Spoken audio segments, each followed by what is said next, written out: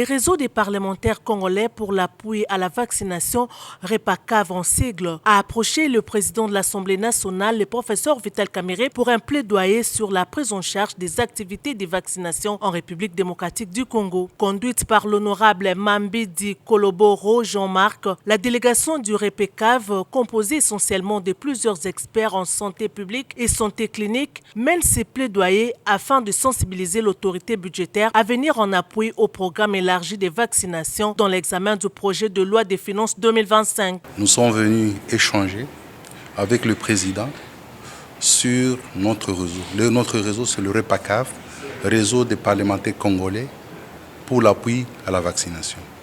Ce réseau, c'est un réseau des députés ou des parlementaires engagés pour assurer un plaidoyer pour l'appropriation et le financement durable de la vaccination en République démocratique du Congo. Et ce réseau fonctionne au sein de l'Assemblée nationale, réunit les députés nationaux ainsi que les sénateurs. Nous avons un grand rôle à jouer, comme vous le savez. Notre pays, tout au début, n'arrivait pas à financer les opérations de vaccination. Également, on a vu la couverture vaccinale des enfants était trop faible, ainsi qu'il y a plusieurs épidémies des maladies évitables par vaccination qui sont apparues. C'est comme ça que nous avons trouvé, nous, en tant qu'autorité budgétaire, ainsi que contrôleurs, de mettre en place ces réseaux pour pouvoir accompagner l'Assemblée nationale, pour pouvoir mobiliser des ressources nécessaires auprès de notre gouvernement afin qu'il puisse participer activement à financer les opérations de vaccination dans notre pays. Nous avons reçu vraiment une grande ouverture auprès du président. Il a été très positif. Il nous a assuré de nous accompagner dans le cadre de travail que nous sommes en train de faire, afin que nos enfants, chacun dans le cas où il se trouve, puisse arriver à être vaccinés.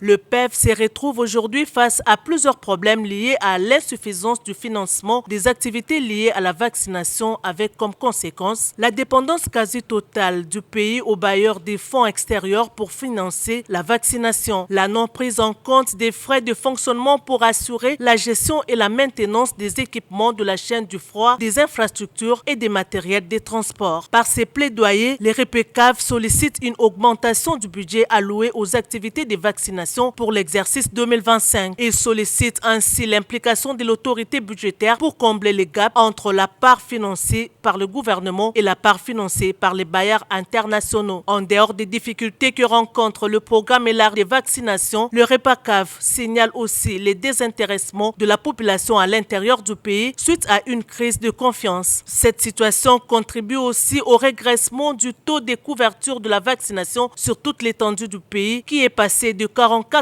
en 2022 à 38% en 2024. Le professeur Vital Kamerhe a aussitôt saisi la commission ECOFIN pour prendre en compte cette demande dans l'examen du projet de loi des finances 2025.